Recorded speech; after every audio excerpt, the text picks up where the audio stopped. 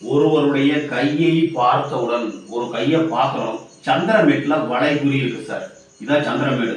அதாவது நேராக புதன்மேட்டுக்கு நேராக கீழே ஆப்போசிட் செவ்வாமேடு, செவ்வாமேடுக்கு கீழே சந்திரமேடு, சுக்கரமேடுக்கு சைடில் இந்த இடத்துல இருந்து வந்து சந்திரமேடு.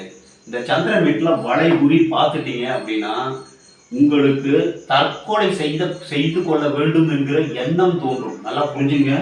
நம்ம முன்னாடியே சொல்லிட்டோம்னா அதில் வந்து எச்சரிக்கையாக இருக்கலாம். அந்த எண்ணம் தோன்றும் பொழுது சந்திரமேட்டில் வளைகுறி இருந்தால் தற்கொலைக்கான எண்ணம் வரும். தண்ணியில் குதிச்சு சாவரத்துக்காண்டி எண்ணம் உண்டாகும். அந்த எண்ணம் உண்டாகும் போது அதிலிருந்து மாற்றுவதற்கு தெய்வ பக்தியோடு முயற்சி செஞ்சுன்னா அந்த எண்ணத்திலிருந்து மாற்றிக்கலாம்.